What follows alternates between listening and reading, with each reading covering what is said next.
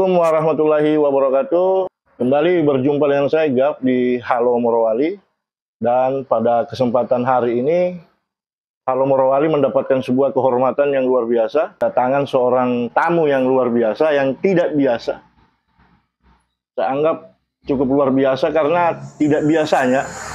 Dan ini pertama kalinya Halo Morowali mendapatkan tamu seorang motivator ulung yang sudah melanglang buana, yang namanya sudah dikenal di mana-mana.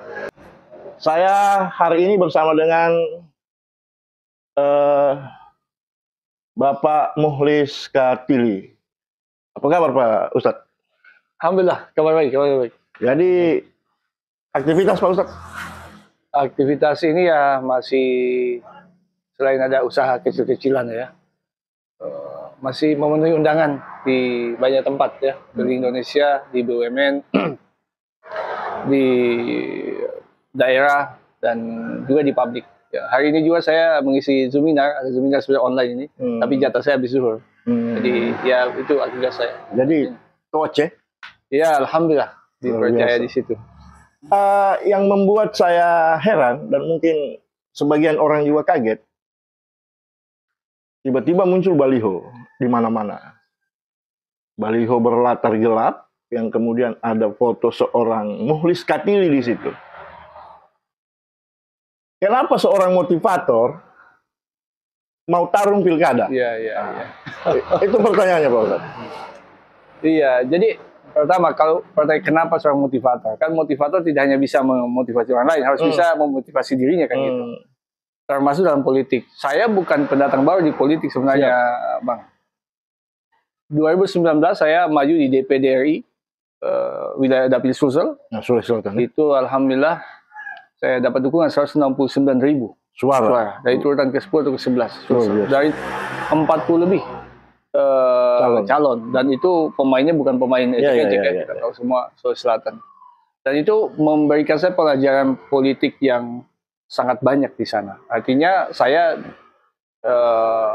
ya boleh sebut politisi gitu. Kemudian saya punya organisasi, saya bagian divisi politik. Kemudian saya datang ke Morowali 3 tahun atau 4 tahun belakangan fokus di sini, mengamati situasi di sini seperti apa. Dan tiba-tiba muncul itu bukan sesuatu yang mungkin tidak terencanakan. Walaupun memang saya tahun ini tidak ada rencana untuk maju. Ada beberapa kita kondisikan karena kita merasakan bahwa politik di Morowali sangat kuat. Tapi bagi saya tidak salah. Bukan saya tidak salah. Kenapa? Karena masyarakat itu, maaf saja, itu tidak semua. Sebagian mungkin yang datang ke mereka ini tidak punya investasi sosial. Sehingga masyarakat berpikir, saya mau tidak mau kan tetap akan ada orang duduk. Nah dia berpikir, ya siapa dia dan sebagainya. Sehingga apa yang bisa dimanfaatin, dia ambillah itu. Karena tidak ada opsi lain. Tidak ada opsi lain. Jadi sehingga kalau kita mau ubah ini, tentu kita harus belajar melakukan investasi sosial.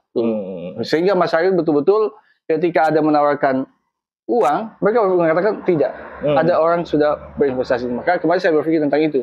Sampai kemudian ada teman-teman partai yang meminta saya untuk ikut berikhtiar di sini, dan saya berproses. Ketika saya berpikir ini momentum yang tepat. Karena Morowali ini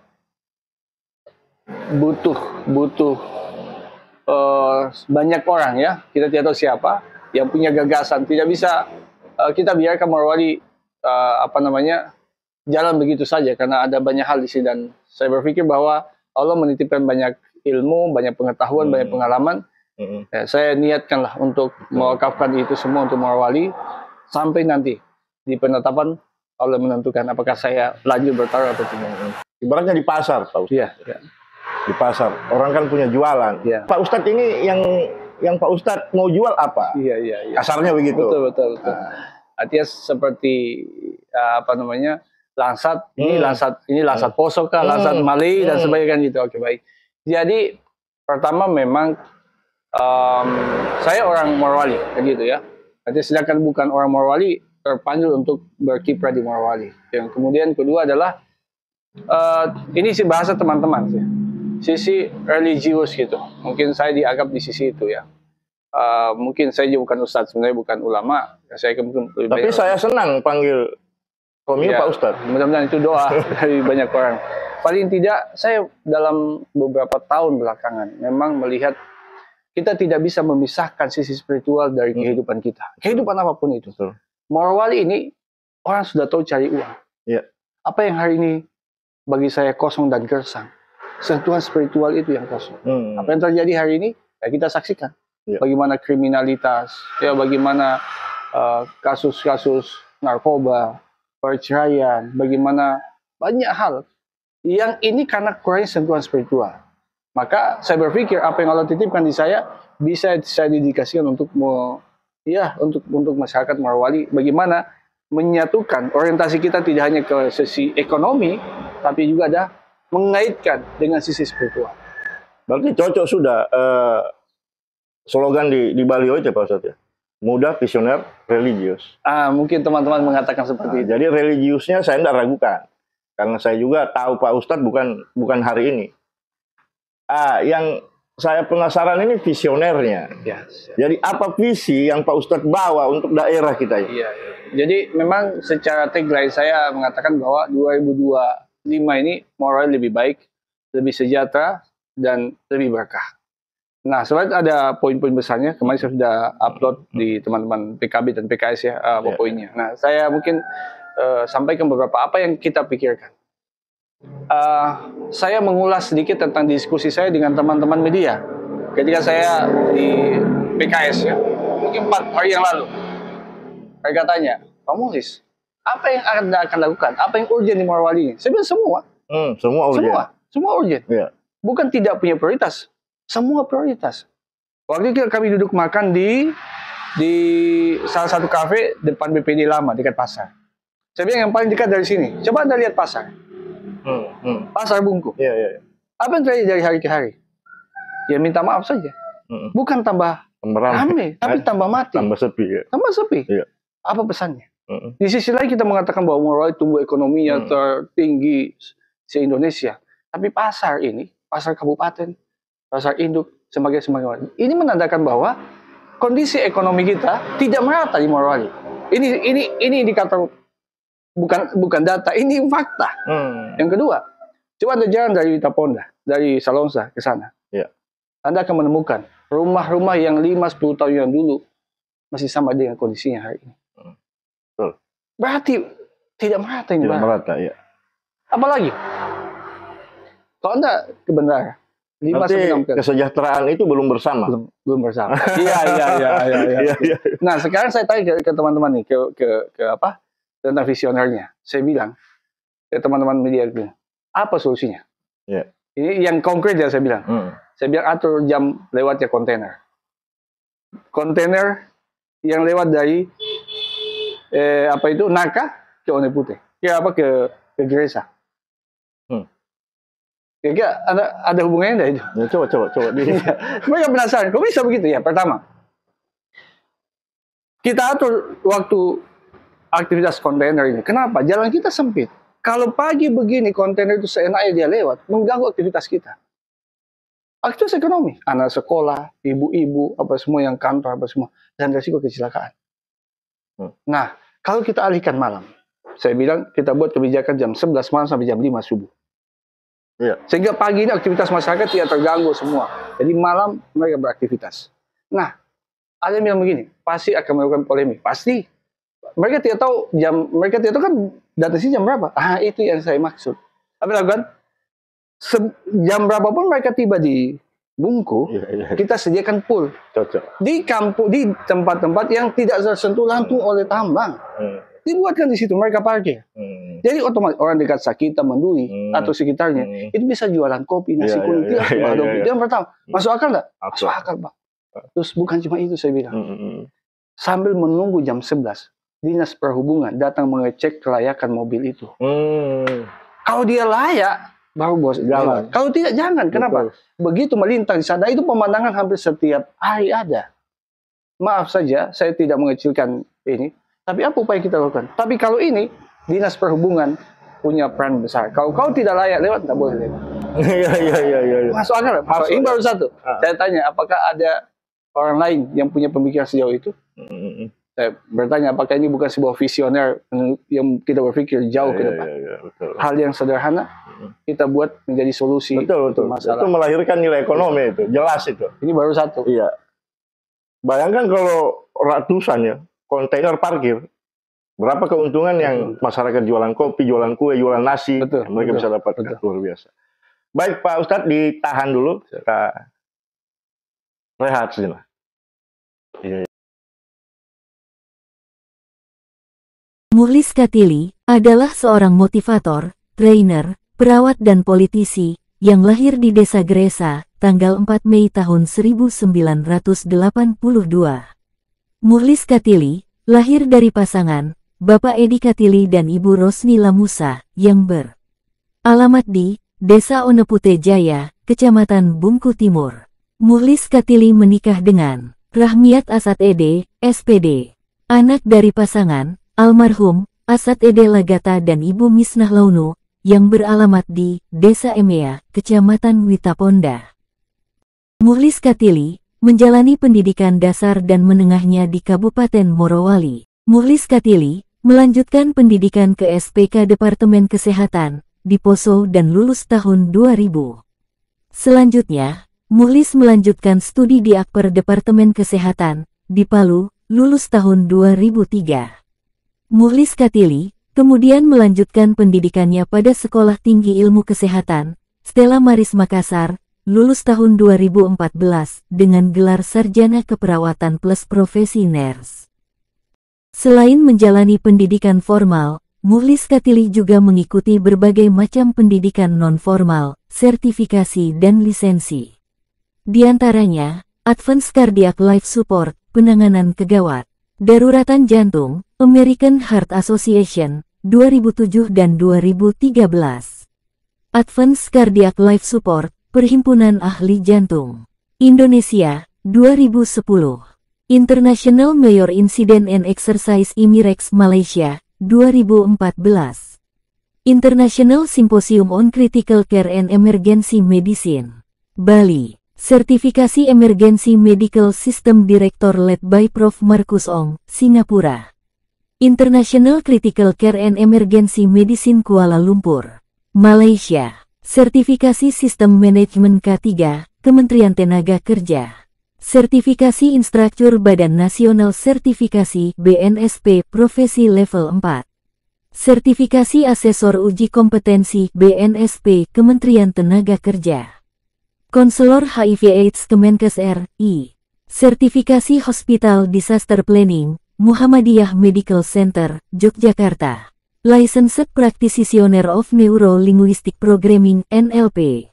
International NLP Society, Amerika. Sertifikasi Public Speaking, Jakarta. Sertifikasi Hypnotherapist and Master Hypnotherapist from Neo NLP, Jakarta. Sertifikasi Spiritual Emotional Freedom Technique, SEF, Jakarta. Sertifikasi Happiness Journey, PPA Institute, Jakarta. Dan masih banyak lagi yang lainnya. Mukhlis Katyli memiliki deretan riwayat pekerjaan, diantaranya bekerja di RSUD Undata Palu, 2004.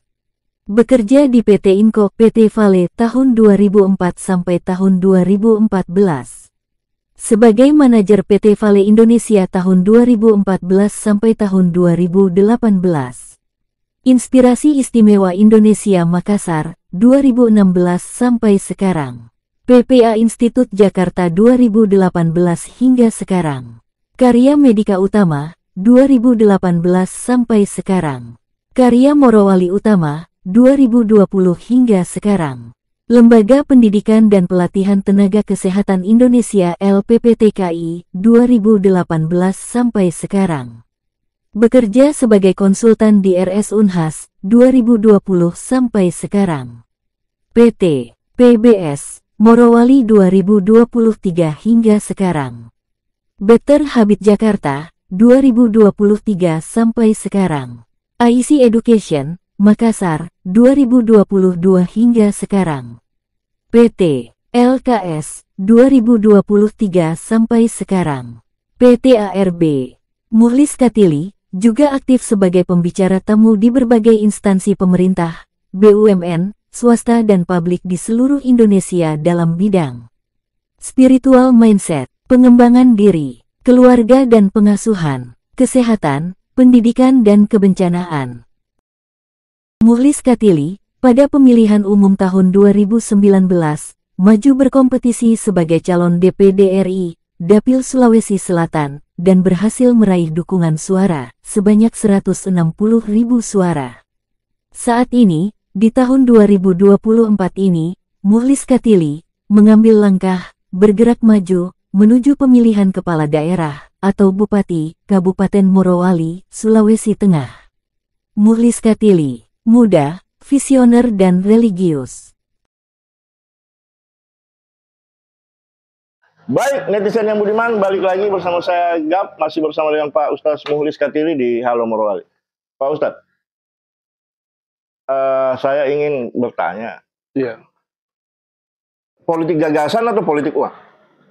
Pasti politik gagasan. Politik gagasan. Oke, kita lanjut bicara yang tadi. Karena Pak Mukhlis, Pak Ustadz memilih politik gagasan, maka saya ingin Pak Mukhlis bicara banyak soal gagasan besar yang Pak Mukhlis bawa di semua sektor, baik pertambangan, pertanian, pendidikan, kesehatan, dan lain-lain sebagainya sebagai solusi buat daerah kita yang kita cintai. Terima kasih ya, Halo Morowali luar biasa nih ya. Salah satu media yang wajib kita tumbuh kembangkan ini ke depannya. Saya masuk ke ekonomi. Tadi malam saya diundang HIPMI dan menjelaskan apa arah kebijakan Morowali bidang ekonomi 2025 ke depan kalau Allah titipkan amanah ini. Saya bilang fokus pada 5 hal. Yang pertama adalah fokus pada peningkatan nilai tambah. Kita tidak bisa selamanya bergantung dengan tambang. 80% PDAD kita dari sini. Saya belajar dari Vale, saya bekerja 15 tahun di Vale. Ketika harga nikel turun, apa yang terjadi? Semua kena. Tukang ojek nggak bisa ngojek.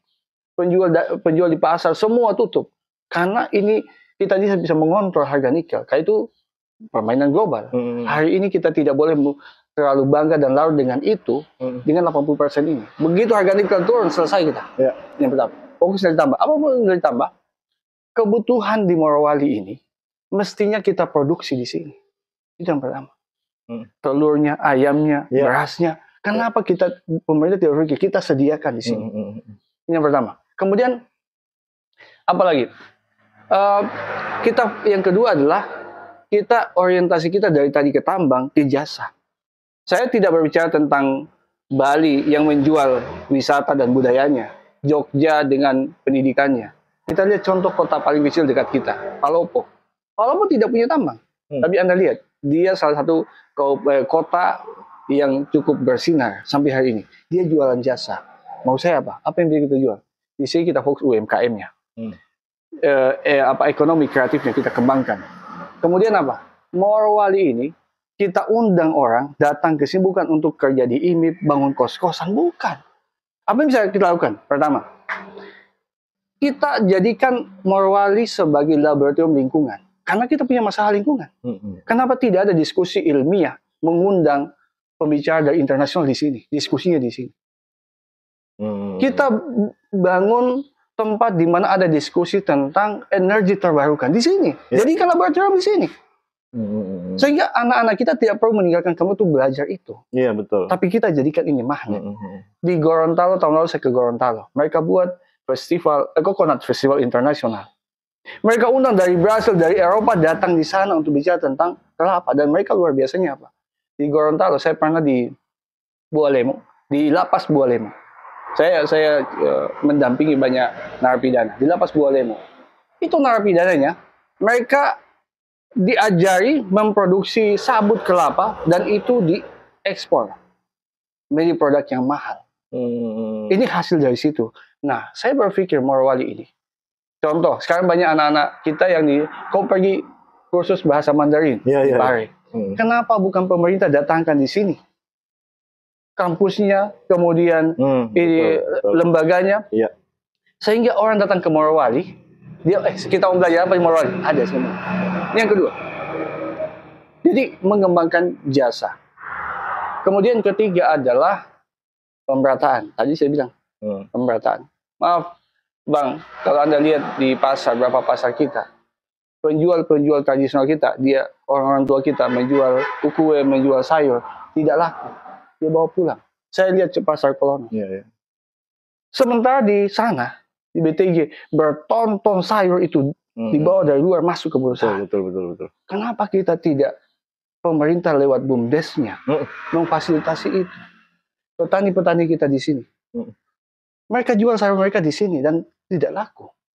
Kenapa pemerintah tidak memfasilitasi BUMDes sehingga terjadi pemerataan tadi itu? Betul. Ini yang ketiga, keempat, good governance, pemerintah yang baik. Tidak bisa kita mengimpikan kebaikan, kemajuan kecuali ini hal. Nah, bagaimana ini kan sesuatu yang tidak bisa kita bisa tahu masa depan seseorang ke depannya. Tapi minimal sekali adalah kita punya indikator penting bahwa ini membuat kita optimis orang ini bisa membawa hal baik.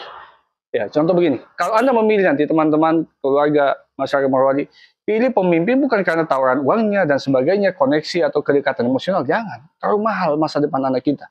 Kita pertaruhkan. Lihatlah sosok orang ini, siapa dia? Saya misalkan, Muhlis. Anda cek saya. Siapa istri saya? Rahmiat. Siapa orang tua saya? Pak Edi Katiri, mantan Kepala Desa Oni Putrajaya. Bagaimana orangnya waktu memimpin? Adakah dia korupsi, mengambil tanah masyarakat? Lihat ibu saya siapa? Ibu Rosnila Musa. Apa selama ini? Mertua saya, Pak Asad almarhum. Dia mantan sekwan. Bagaimana waktu dia memimpin? Kenapa? Orang sekitar saya mempengaruhi cara saya mengambil keputusan. Jadi kenali orang itu. Ini yang keempat. Yang kelima, ini tidak kalah penting. Bagaimana kita membangun tidak hanya mencari uang yang banyak, tapi orientasi kita bisa istilahnya resilience terhadap bencana, ketahanan kita terhadap bencana. Ini jauh lebih penting. Kenapa? Mitigasi dan upaya pencegahannya. Aceh itu dibangun ratusan tahun. Dalam 30 menit habis. Palu dibangun puluhan tahun. Dalam waktu beberapa menit habis. Morowali di depan mata kita. Ada ancaman bencana alam baru-baru ini. Yang kedua, bencana sosial. Kejadian yang baru-baru terjadi ini, dugaan anak membunuh ibunya. Ini risiko narkoba. Yang ketiga, bencana kesehatan. Maaf saja, kalau kita tidak melakukan upaya yang masif saat ini, 5-10 tahun ke depan, uang kita yang kita hasilkan dari PAD itu, dari keringat masyarakat itu, kita akan habiskan untuk biaya bencana, untuk biaya orang HIV AIDS, pemulihan. Biaya, iya itu semua. Dan apa artinya? Dan ini menunggu waktu berapa? 5-10 tahun. Dan alhamdulillah, saya salah satu yang tersertifikasi tangga bencana dari Singapura. Yang selama beberapa tahun konsen di situ. Punya pengetahuan, punya pengalaman di situ, sehingga gagasan ini bagi saya penting. Ketika diberikan amanah, kita tidak bagaimana mencari sumber keuangan, kemudian mau fokus ke jasa, tapi juga kita membangun pembangunan yang bisa fokus dalam penanganan dan pencegahan bencana yang ada di 5 poin ya. 5 poin. Baik Pak Ustadz, ditahan dulu. Kita rehat sejenak.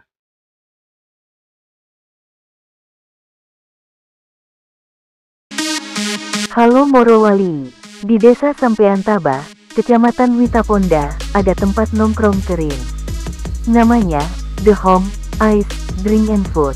Di kedai The Home, atau yang biasa disebut kedai ungu, ini tersedia berbagai jenis minuman pilihan yang super duper enak.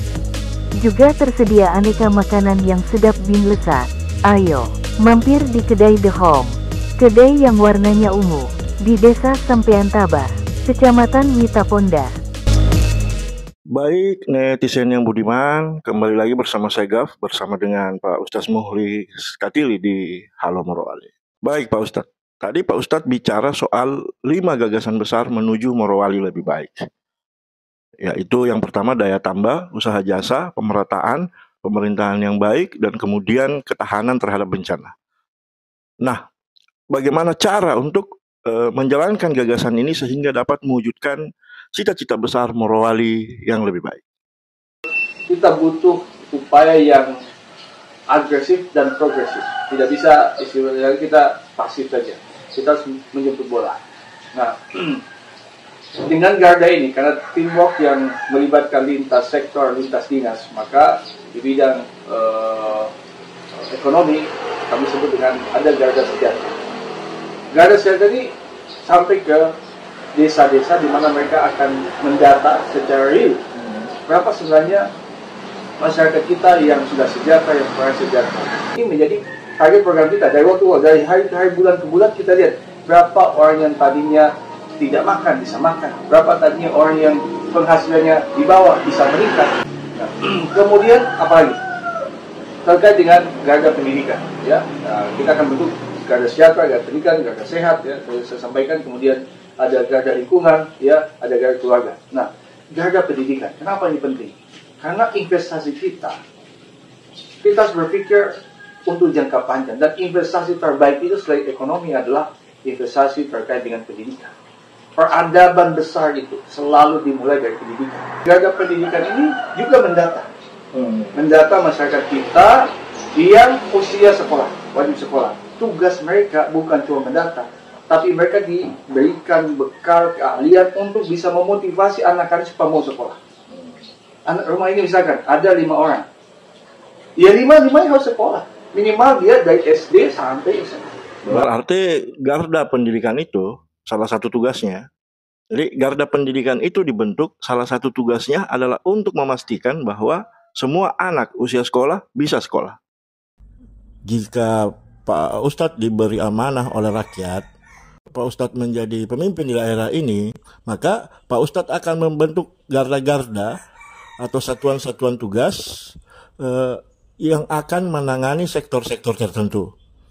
Seperti tadi di soal bagaimana meningkatkan kesejahteraan masyarakat kita, Pak Ustadz akan membentuk garda sejahtera.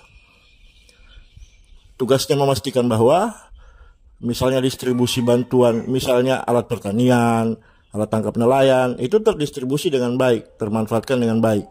Dan kemudian dilihat perbandingannya sebelum dan sesudah mendapatkan bantuan, apakah meningkat kehidupannya atau malah tidak. Kemudian di sektor pendidikan juga demikian. Tadi Pak Ustadz akan bentuk garda pendidikan yang akan memastikan bahwa semua anak-anak kita sekolah. Dan terkait bantuan beasiswa misalnya, semua yang layak dapat, pasti dapat. Itu sungguh ide yang luar biasa Pak Ustadz, ya. Jadi garda-garda ini akan bekerja fokus ke situ. Kita bisa lebih bagus lagi ke depan. Kemudian di kesehatan juga akan ada garda-garda. Nah, saya juga alhamdulillah salah satu praktisi kesehatan. Kemudian alhamdulillah punya banyak sertifikasi dan prestasi nasional maupun internasional. Di garda kesehatan ini saya sampaikan miris sekali ketika beberapa waktu ada keluarga kita yang meninggal dunia kecelakaan di Bungku, kemudian diangkut ke rumah sakit mungkin dengan mobil trek. Iya. Katanya kita kaya, Iya. katanya kita sejahtera, tapi kok manusia diangkat pakai trek? Dalam keadaan sakit. Dalam keadaan sakit dan mati. Hampir setiap hari kita lihat berita orang cari darah di media sosial. Iya. Ada 300.000 orang Morowali setahu saya. Masa kita mendapatkan 1-2 kantong darah, nggak bisa. Sekali lagi, tanpa saya mengecilkan apa yang sudah dilakukan. Saya yakin apa yang dilakukan sudah sangat terbaik, tapi kita butuh, karena Morowali butuh percepatan lebih cepat. Gitu. Nah, di garda kesehatan, ini yang jarang saya bocorkan. Ya, mudah-mudahan ini bisa menggugah masyarakat untuk paling tidak, kalaupun tidak memilih saya, memilih pemimpin yang punya gagasan lebih baik dari saya. Ya. Saya tidak menjual diri saya, jadi menjual gagasan.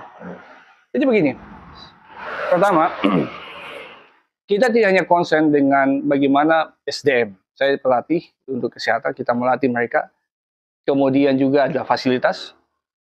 Yang ketiga adalah sistem. Nah, saya kalau melatih ini penjelasannya panjang ini, dan saya insya Allah bisa melakukan itu. Kita bisa membangun pusat-pusat pelatihan di sini, bukan hanya untuk rumah sakit, tapi pelatihan tenaga kesehatan untuk industri. Itu dibutuhkan di sana.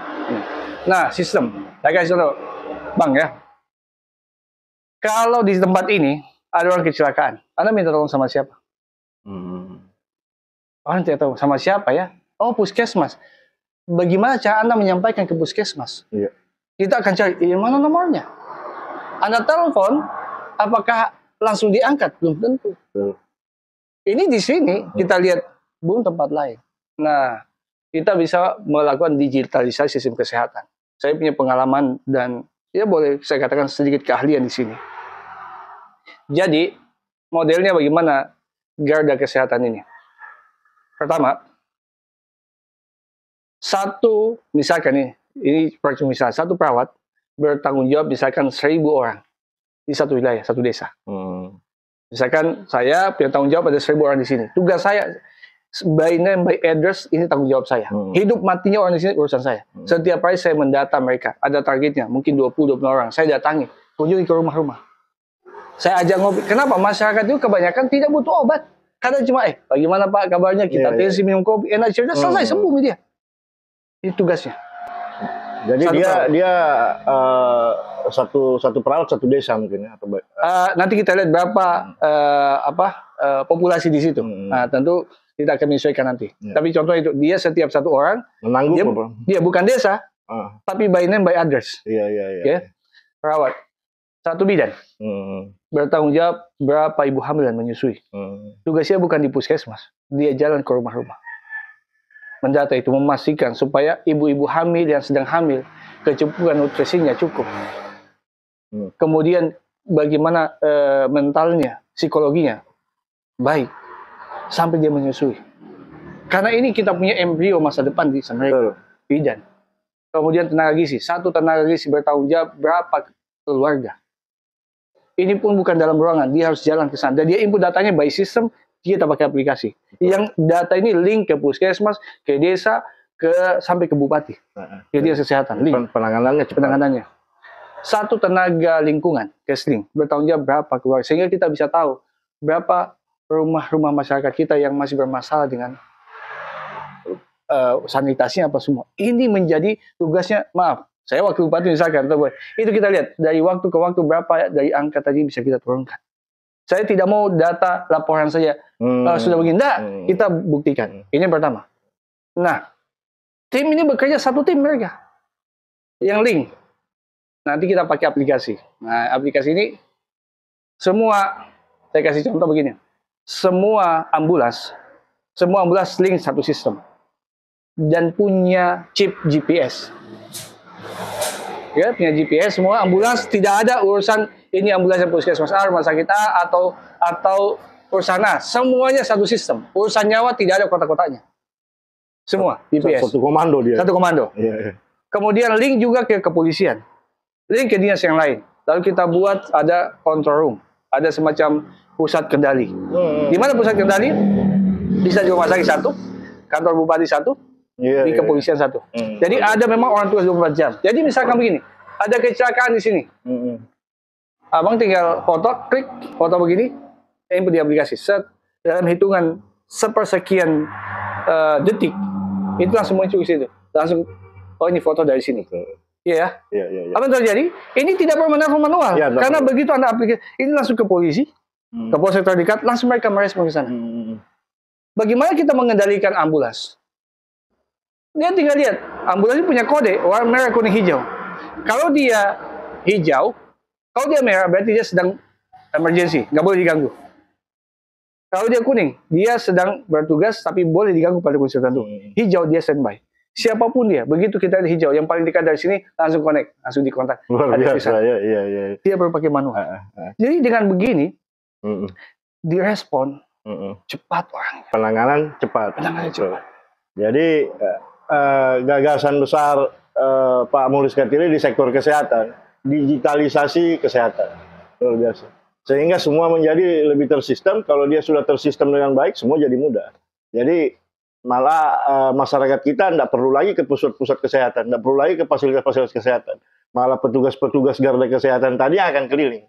Ini luar biasa, Pak Ustadz. Next, Pak Ustadz. Oke, ya. Ini lebih detail nanti ya, tapi gambaran besarnya begitu. Ya. Saya sudah kebayang itu, Pak Ustadz. Saya sudah kebayang. Ini baru 50%-nya ini. Kalau detailnya nanti. Nah, yang tidak kalah penting, garda keluarga. Garda keluarga. Kita harus punya perhatian besar terhadap keluarga. Itu yang bertanggung jawab kepada keluarga? Atau ada tim dari pemerintah? Tapi tugas kita kan ngurusin itu. Kita diamanahin untuk ngurusin keluarga. Jadi kenapa? Kasus orang kayak kemarin yang One Putih itu. Saya yakin anak ini maaf ya, sejahat-jahat orang tidak akan mungkin bunuh orang tua.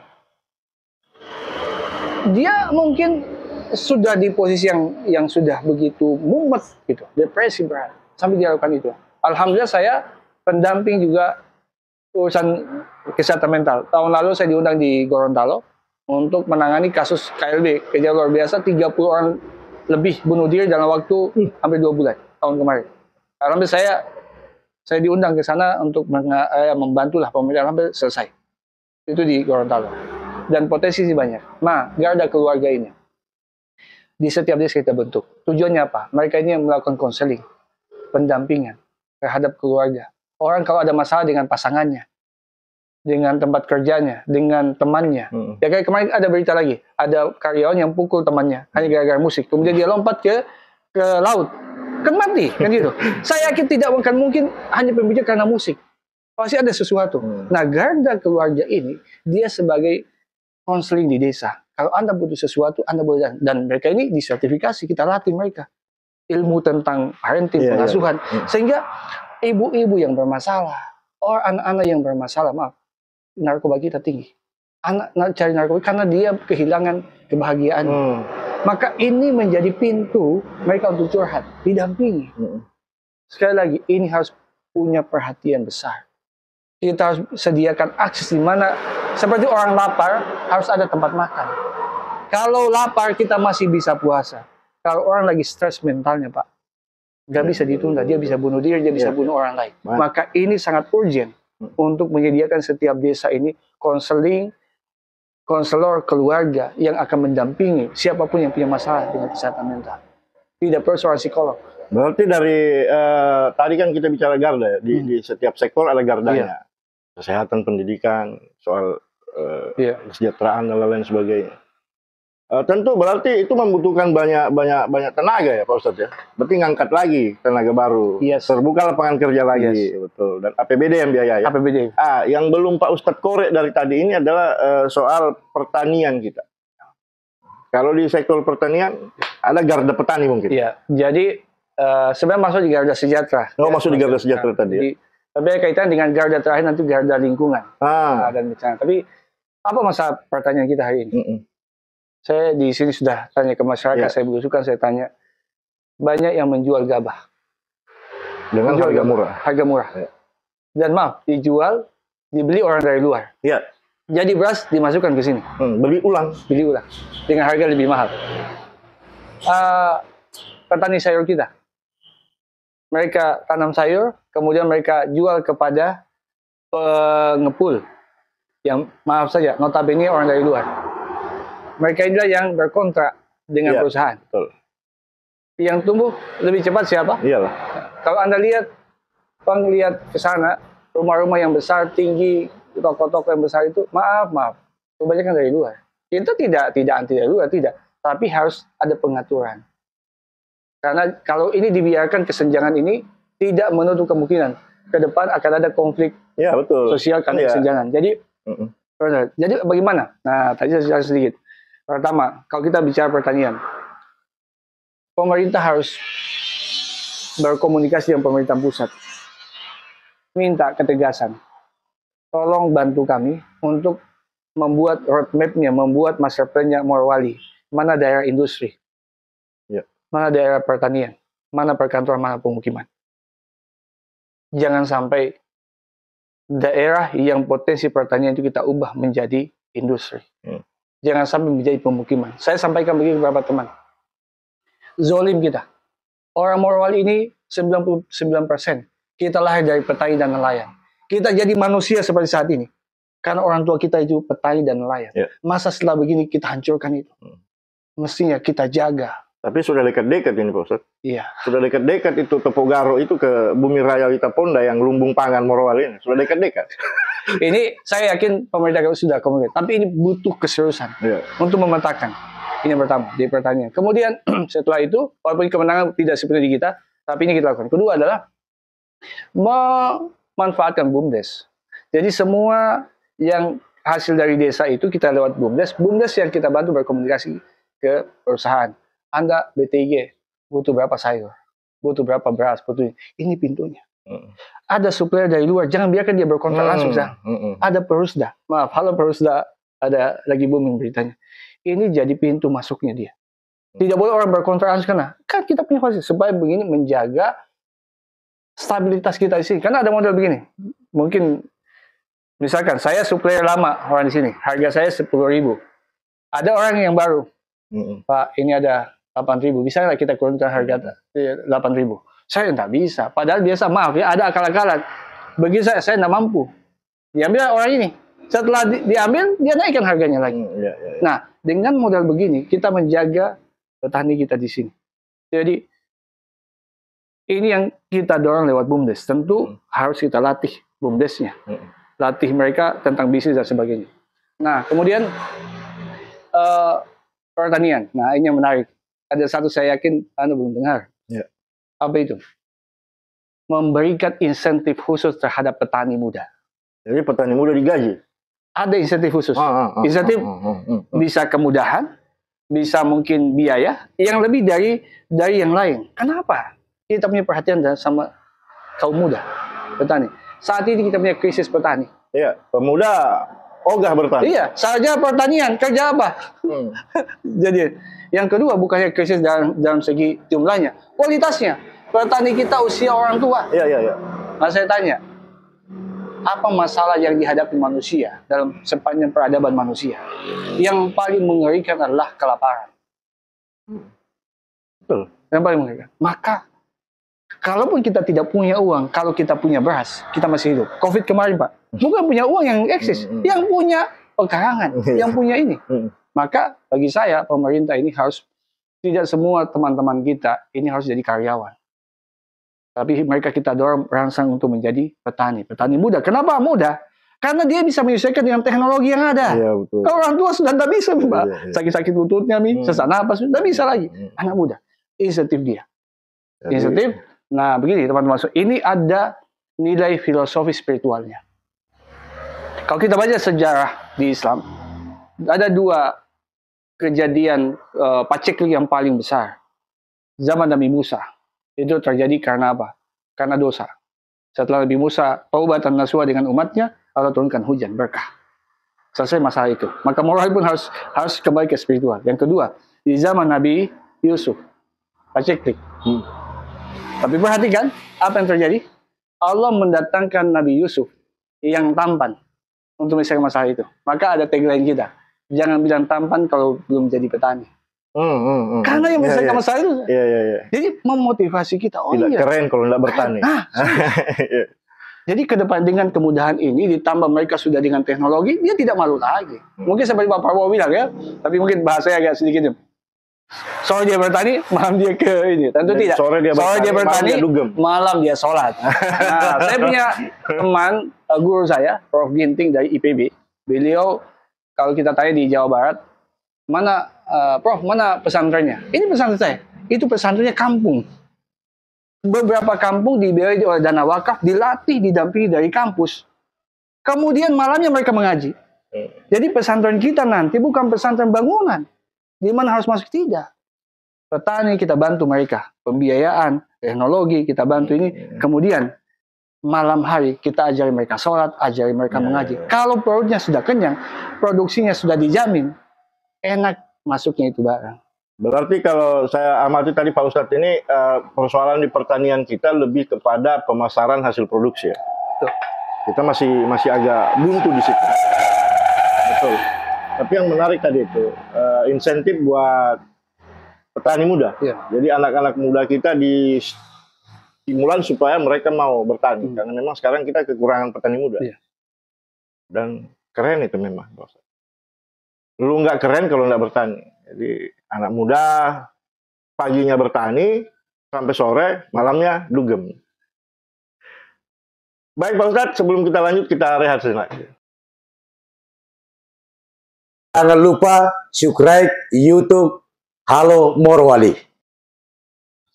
Baik, netizen yang budiman, balik lagi masih bersama saya Gap dan bakal calon Bupati Morowali Mukhlis Katili yang luar biasa gagasannya. Saya berani tarung, kalau bicara gagasan, saya pegang beliau. Masya Allah, Masya Allah. tadi Pak Ustadz kita sudah bicara soal kesehatan, pendidikan, kemudian pertanian. Sekarang di lingkungan, kan kita lihat lingkungan kita di Morowali ini luar biasa hari ini. Iya. Belum lagi soal industrialisasi yang merambah. Iya. Sudah setengah menguasai daripada kita punya wilayah ini. Tentu salah satu masalah besar yang kita hadapi adalah lingkungan.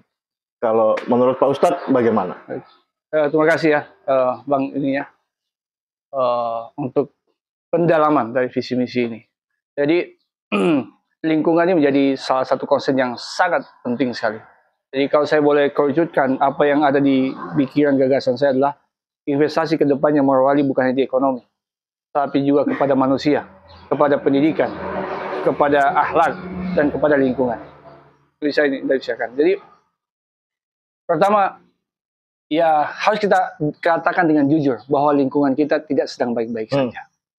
Dan saya sangat yakin, hakul yakin, saya berbaik sangka, orang-orang di pusat sana belum mengetahui kondisi ini.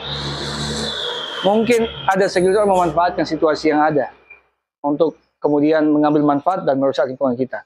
Saya yakin Presiden kita, Pak Jokowi, mungkin nanti Pak Prabowo, orang yang punya kecintaan besar terhadap negeri, terhadap Morowali. Kita harus sampaikan ke mereka bahwa inilah kondisi kami apa adanya.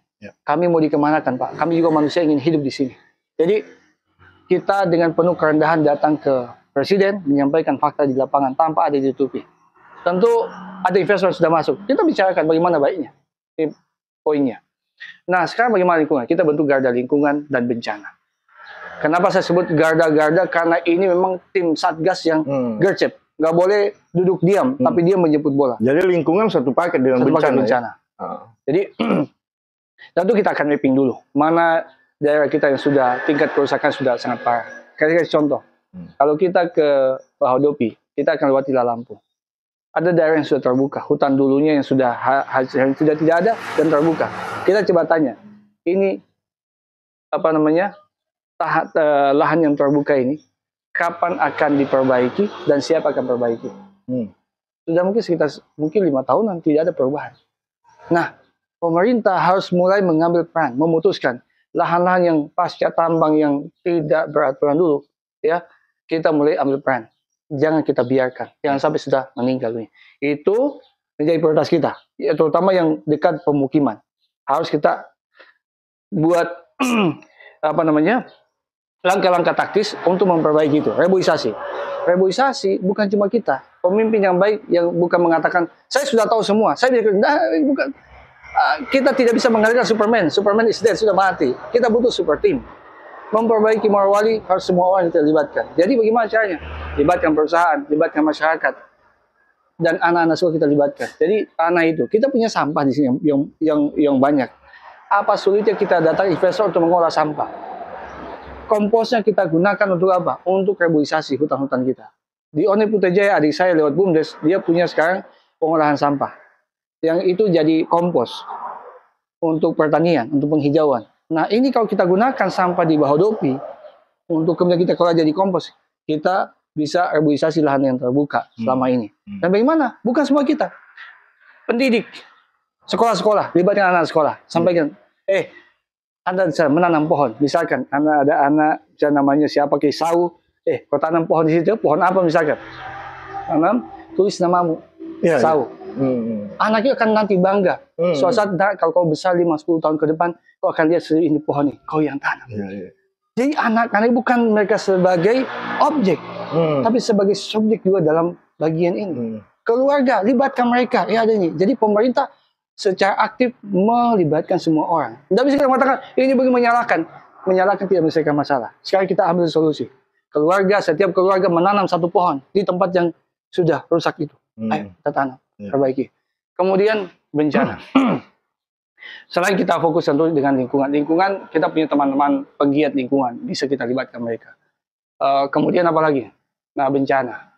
Pembangunan yang berbasis tangga bencana. Bagaimana itu? Sekarang kita buat mitigasi. Contoh ya. Di sini ini, kira-kira potensi bencananya apa? Mungkin tsunami agak kecil ya. Banjir. Pertanyaannya, kalau banjir, kira-kira daerah mana saya bisa terkena. Tentu kita akan perbaiki dulu pencegahannya sama antisipasinya. Nah, kebanyakan kalau bencana itu orang lari ke masjid, tempat ibadah. Ya. Nah, selalunya ke situ. Saya punya pengalaman menangani bencana di beberapa tempat ya, selalu begitu. Nah, sekarang kalau kita bangun satu tempat ini, misalnya daerah banjir, kebakaran, apa semua, oke.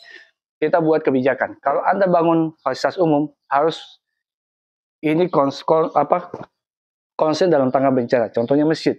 Masjid bangun sebagai tempat pengungsian. Maksudnya apa? Pertama, terutama untuk ibu-ibu dan anak-anak. Ya. Jadi masih kita sediakan toilet agak banyak. Jadi ada agak lebar, buat dua lantai. Kemudian misalkan di lantai atas atau di bawah kita tempatkan selain toiletnya agak banyak. Kemudian tenda-tenda untuk pengungsi kita siapkan di sana. Disiapkan di setiap Bukan di masjid. PBD, ya, setiap masjid itu sesuai dengan potensi bencananya. Kemudian alat-alat untuk masak, dapur umum, sediakan alatnya di sana. Di setiap masjid itu. Kalau besok-besok ada bencana, kita tidak perlu menunggu dari BPD untuk masuk dari situ. Minimal setiap kecamatan satu. Betul. Mobilnya lebih cepat. Kemudian apa? Kita buat pertandingan memasak masal. Ibu-ibu. Kompetisi setiap kita. Tujuannya apa? Supaya kalau ada bencana, siapa yang masak? Siap ya. Iya, ini pengalaman di bencana di Palu. Ibu-ibu kita, kalian datang, ini alat masaknya. Mereka senang. Dia tidak mengatakan ada bencana, kita ikut menangis. Tidak, kita merasa dilibatkan. Jadi sambil kita melatih, saya punya pengalaman itu melatih masyarakat setiap desa bagaimana perang bencana. Jepang itu kurang apa?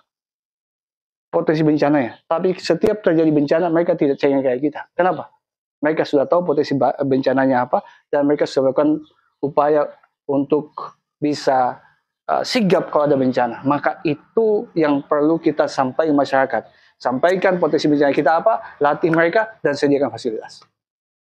Seperti itu ya. Jadi berarti Satgas, Garda Lingkungan dan Bencana ini masuk juga ke Badan Penanggulangan Bencana ya? Iya, jadi ini link, bukan badan khusus. Dia ini tim melibatkan BPBD, Dinas Kesehatan, Sosial. Jadi dari sekian banyak garda ini, lagi-lagi saya mau ulang yang tadi saya bilang bahwa garda-garda di setiap sektor yang akan dibentuk ini tentu akan menjadi salah satu ruang pekerjaan baru bagi masyarakat kita yang punya spesifikasi ke sektor itu. Itu luar biasa Pak Ustadz. Pak Ustadz, ada masalah yang tidak kalah penting di daerah kita ini. Ini gila-gilaan menurut saya. Dulu sih Morowali enggak gini-gini banget, tapi sekarang luar biasa. Peredaran narkoba ini tinggi sekali. Nah, kalau menurut Pak Ustadz, solusi yang paling kenceng untuk membabat habis narkoba ini seperti apa?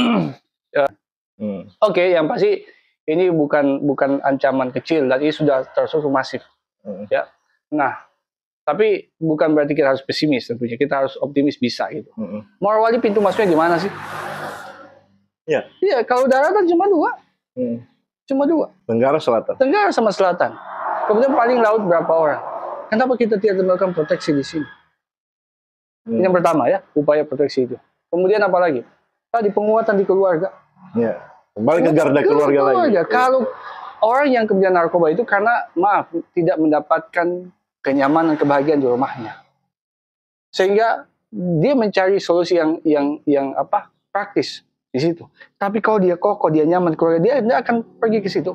Maka selain kita ada upaya proteksi, keluarga konsen kita. Nah, termasuk begini, saya belum singgung tadi. Kenapa saya bicara keluarga? Karena fondasi manusia di keluarga. Betul. Dan ini yang sangat urgent di Morowali. Nah, bagi saya begini, Bang. Untuk ibu-ibu yang hamil dan menyusui, ini harus ada perlakuan khusus, terutama mereka yang merangkap sebagai pegawai. Nanti kita coba hitung detailnya. Minimal selain pendamping tadi, ke bagaimana dia ini ada yang mendampingi dia di garda sehat, garda garda sejahtera sama garda keluarga ini. Kemudian dia pegawai. Banyak ibu-ibu pegawai kasihan karena tanggung jawab dia mengorbankan anaknya. Bagaimana mungkin kita bisa memaksa dia melayani orang lain, anak orang lain, anaknya kita terbengkalai. Tidak fair menurut saya. Maka pemerintah harus bisa Misalkan, contoh aja detail nanti, waktu cutinya lebihkan dia, cuti melahirkannya. Yang kedua adalah jam kerjanya, waktu dia menyusui, hamil dan menyusui. Jam kerjanya jangan seperti normal. Harus kita ambil bagaimana, misalnya berangkat pagi jangan jam 7 dong. Mungkin lebih dari jam 8. Bagaimana ini? Ada strateginya untuk ini. Tanggung jawab ini bisa kita carikan strateginya. Jadi maksud saya kita punya konsen di situ. Nah, untuk kawasan khusus Bahodopi sama misalnya BTL, kita konsen Bahodopi. Ini kita jadikan sebagai daerah ekonomi khusus. Di mana orang boleh datang, pergi, berusaha, tapi tidak boleh sembarang orang hidup di situ. Nah, maksudnya? Jadi, contoh lihat Bahodopi, orang bagaimana memperbaiki Bahodopi? Nggak bisa. Karena tidak ada mengatur. Orang punya uang, beli tanah, sewa tempat, bangun kos-kosan.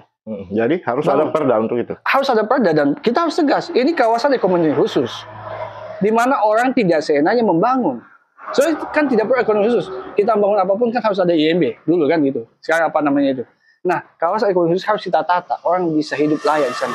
Kenapa? Kalau kita tidak tata, banyak orang jadi kumuh, sumpek orang di situ, stres dia. Karena stres obat. Jadi Anda bisa bayangkan, jangankan manusia, binatang saja kalau ditumpuk begitu stres, mati dia. Nah, kondisi ini pemicunya, kita tidak fokus itu. Tapi apa pemicunya? Ini kita harus manage dengan bagus. Manusia harus kita tempat sebagai manusia. Tempat tinggalnya, lingkungannya. Kalau tidak, gampang stres dan dia akan cari yang instan. Jadi yang tadi ini, detailnya seperti apa, kawasan ekonomi khusus, memang ada penataan khusus. Di mana orang tidak sengaja membangun, harus ada berimbang dengan RT/RW-nya. Di mana pemukiman, di mana kemudian bangunan, kos-kosan misalkan, ada standar bangunannya. Kemudian kesediaan tempat sampahnya.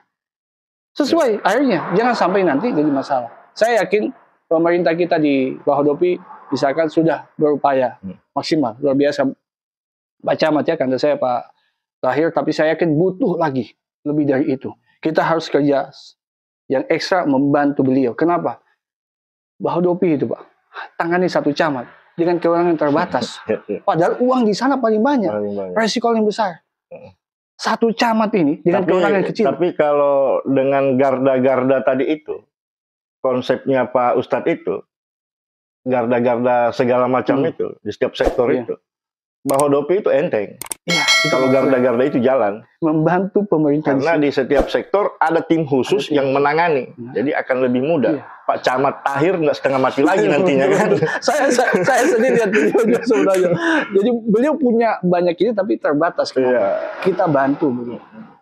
Betul. Jadi terasa kerja kolektifnya nanti. Jadi kalau soal narkoba tadi Pak Ustadz bilang lebih kepada proteksi ya di jalan masuk baik dari arah tenggara maupun dari arah selatan. Saya punya pertanyaan terakhir buat Pak Ustadz, tapi setelah pesan yang satu ini.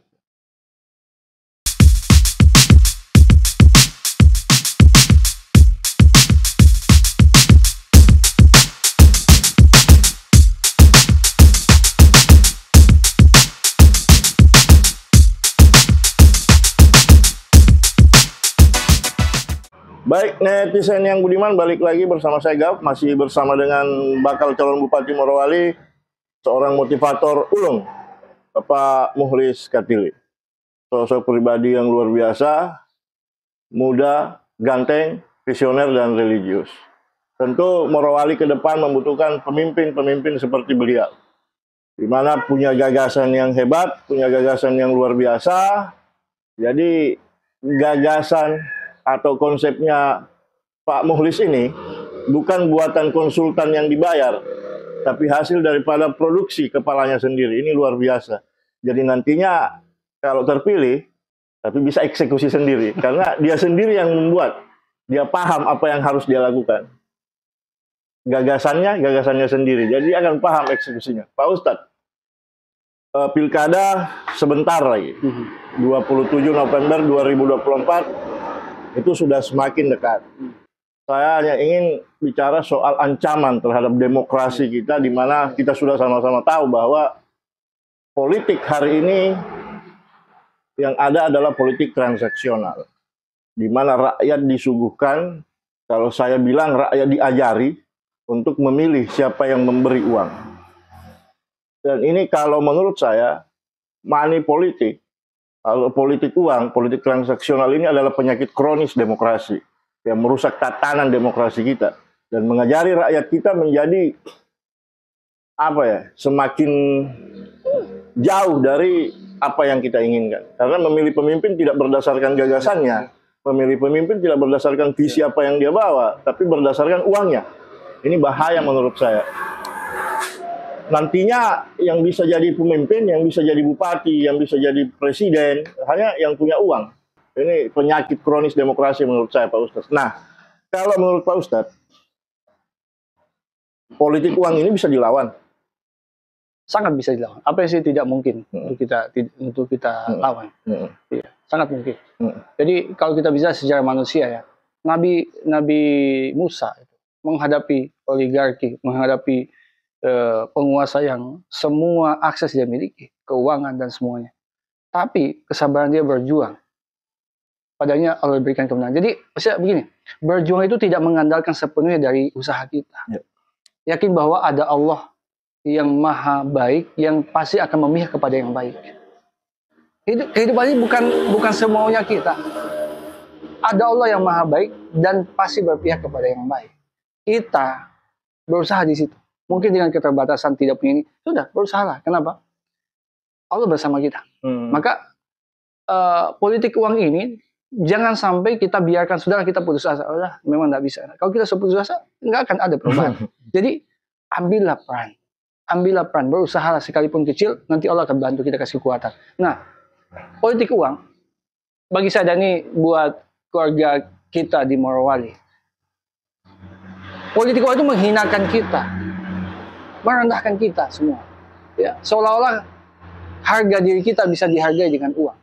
Betul kita butuh uang, tapi jangan sampai masa depan kita ini tergadaikan begitu. Maka biarkanlah orang datang menawarkan uang. Syukur-syukur yang datang bawa uang juga bawa gagasan, lebih enak lagi kan gitu. Tapi kalau ada yang punya uang dan punya gagasan, satu yang punya gagasan, ya Anda pilih yang mana? Hari ini dapat 300.000, ya Anda habiskan cuma 1-2 hari habis itu. Kalau saya ketemu sama anak muda, bagaimana? Kalau kalian, kita buatkan pelatihan, sertifikasi K3 apa semua. Anda nimai sampai kapan?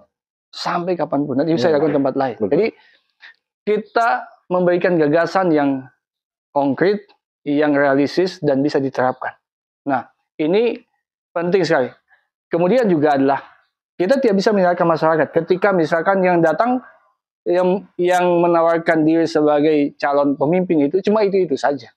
Maka harapan saya, kenapa saya ikut sekarang kompetisi ini? Kan saya orang Morowali. Orang dari luar saya mau.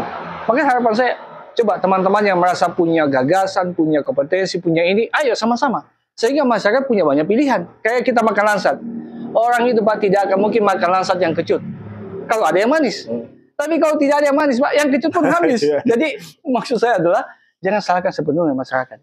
Ayo, kita juga jangan mengatakan, mereka. Ya, mereka itu karena berproses.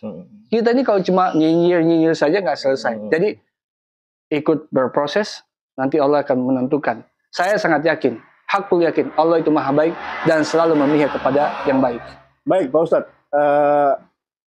Netizen yang budiman, kita sudah sampai di titik akhir obrolan kita dengan Pak Ustadz, bakal calon Bupati Morowali, Pak Mukhlis Katili.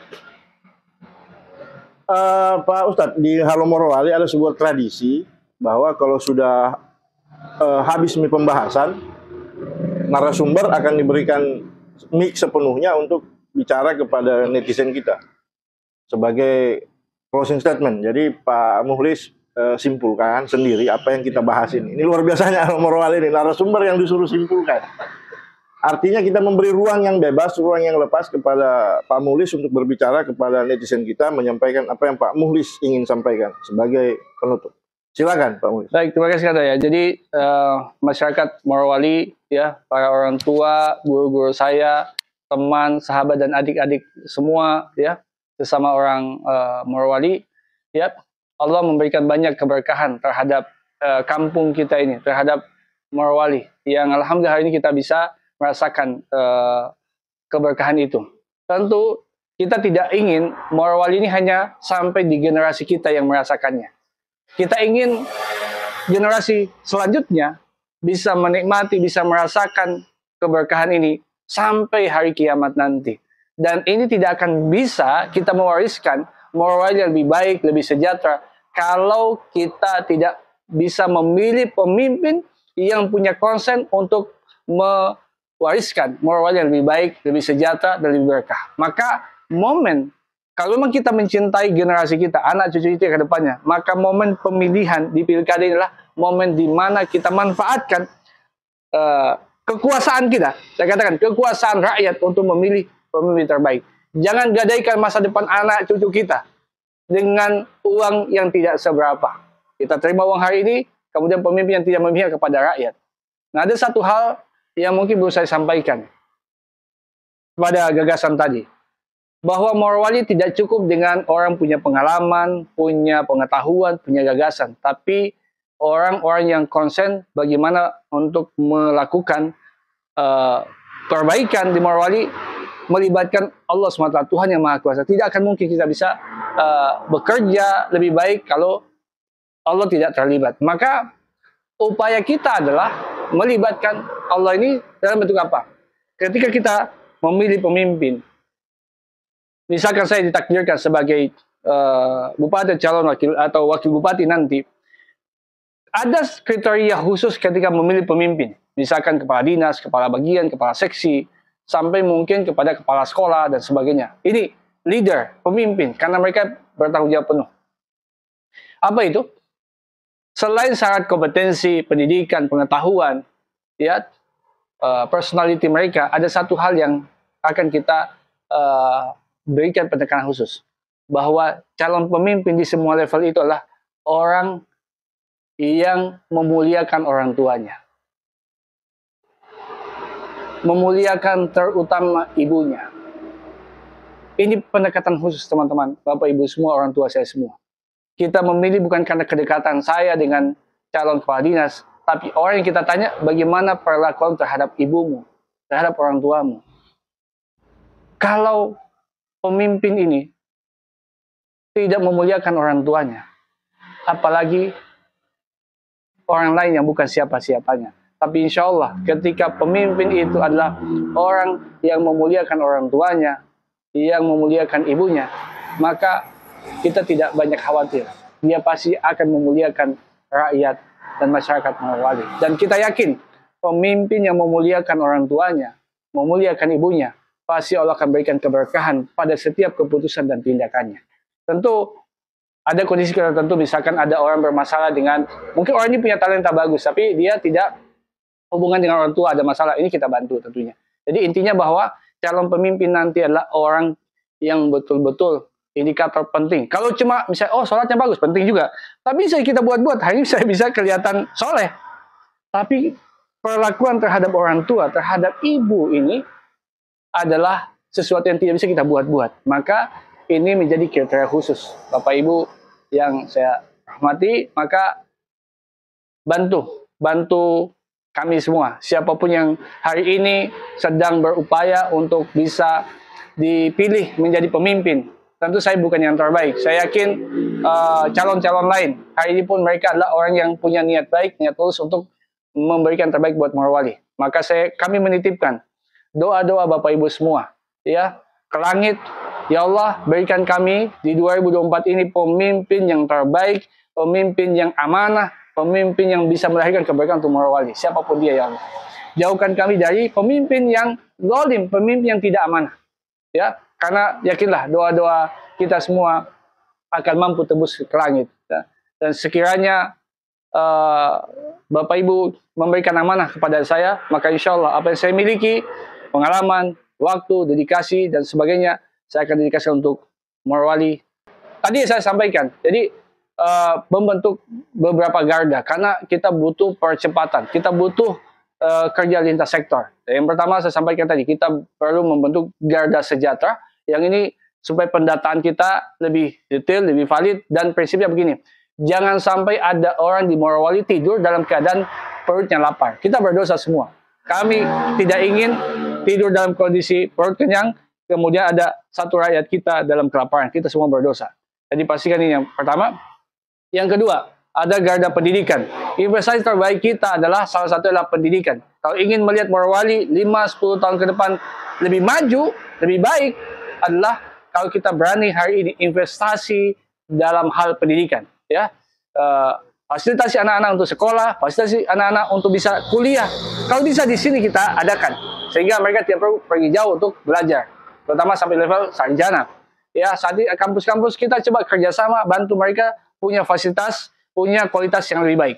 Yang ketiga adalah garda kesehatan. Ini juga tidak kalah penting. Kita harus investasi yang besar terhadap kesehatan. Kenapa? Kita tidak ingin uang kita nanti 5 tahun, 10 tahun ke depan kita habiskan untuk membiayai orang-orang yang lahir cacat, kena HIV AIDS, kena ibu-ibu kena kanker, orang kena sakit paru-paru. Habis uang kita untuk itu semua. Maka pemimpin nanti ini punya konsep terhadap kesehatan. Apa yang sudah dilakukan saat ini sudah baik, tapi ke depannya harus jauh lebih baik. Kita konsen terhadap tenaga kesehatan, penambahan jumlah mereka, ya. Kemudian penambahan insentif mereka, juga kita bantu fasilitas dan juga tadi digitalisasi sehingga teman-teman tenaga kesehatan itu lebih mudah pekerjaan mereka. Kemudian adalah garda keluarga. Ini juga tidak kalah penting. Kita harus investasi terhadap keluarga. Karena masa depan ini, satu negeri itu tergantung pada bagaimana keluarga ditumbuhkan. Maka concernlah dengan keluarga ini. Di sini akan kita bisa memangkas tadi kasus narkoba apa semua. Kalau keluarga bahagia, ya, maka sangat kecil kemungkinan mereka tergelincir pada hal-hal yang negatif. Maka kita untuk memproteksi ini, maka kita bangun keluarga yang baik dengan garda sehat, di mana di setiap desa ada orang-orang yang bisa menjadi tempat untuk minta tolong ketika ada masalah anak, pasangan, dan sebagainya. Kemudian tiga kali adalah garda lingkungan dan juga bencana. Karena apa artinya kita membangun sekian puluh tahun, menghabiskan ratusan miliar, tapi dalam hitungan menit habis. Maka concern kita dengan hal yang sudah ada saat ini adalah bagaimana kita membangun orientasi kita pada fokus perbaikan dan juga pencegahan bencana yang bisa saja terjadi. Ini mungkin fokus kami kalau Allah menitipkan amanah ini. Tentu ini tidak bisa diwujudkan dengan sendiri, ya. Maka Bapak Ibu semua, pemimpin yang baik bukan pemimpin yang menganggap bahwa dia semua bisa menyelesaikannya sendiri, tapi pemimpin yang yakin bahwa tidak ada yang tidak mungkin ketika kita kerjakan bersama-sama. Saat ini saya sedang berjuang untuk mendapatkan rekomendasi dari partai politik dan juga pasangan, ya.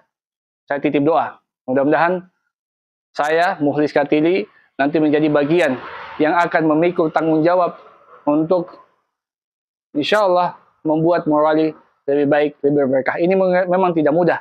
Ini bukan hal yang sederhana. Tapi saya yakin dengan doa-doa Bapak Ibu semua, saya yakin tidak ada yang tidak mungkin. Kalau Anda yakin, semua hal mungkin. Sekian dari saya, Mukhlis Katili. Assalamualaikum warahmatullahi wabarakatuh.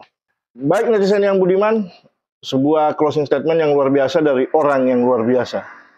Jadi dari perbincangan hari ini saya berkesimpulan bahwa Pak Mukhlis Katili ini adalah aset yang sangat berharga yang Morowali miliki. Masyarakat Morowali saya pikir akan sangat rugi ketika tidak mendukung, tidak memilih Pak Mukhlis Katili sebagai pemimpin ke depan. Dan kita doakan semoga jalan yang telah diambil, jalan yang telah dipilih oleh Pak Mukhlis Katili dalam perhelatan pilkada tahun ini semoga dimudahkan oleh Allah Subhanahu wa taala. Baik netizen yang budiman, saya pikir saya tidak perlu lagi menyimpulkan apa yang kita bahas hari ini karena dengan gamblang, dengan sangat jelas dan tegas Pak Mukhlis Katili telah menyimpulkan dan menegaskan semuanya. Pak Mukhlis, terima kasih atas waktu yang luar biasa ini. Ini sesuatu yang hebat buat Halo Morowali karena tidak mudah bagi Halo Morowali untuk mendapatkan narasumber yang sehebat Pak Ustaz Mukhlis Katili. Baik netizen yang budiman, mudah-mudahan apa yang Pak Mukhlis sampaikan hari ini bisa menginspirasi kita semua, bisa bermanfaat, menghadirkan faedah yang positif buat kita semua. Saya dari kedai The Home atau Kedai Ungu, Desa Sampean Taba, Kecamatan Lita Ponda. Mohon undur diri. Semoga Allah membersamai setiap langkah kita sekalian. Amin. Sekali lagi saya dan Pak Mulis mohon undur diri. Assalamualaikum warahmatullahi wabarakatuh. Jaga Morowali.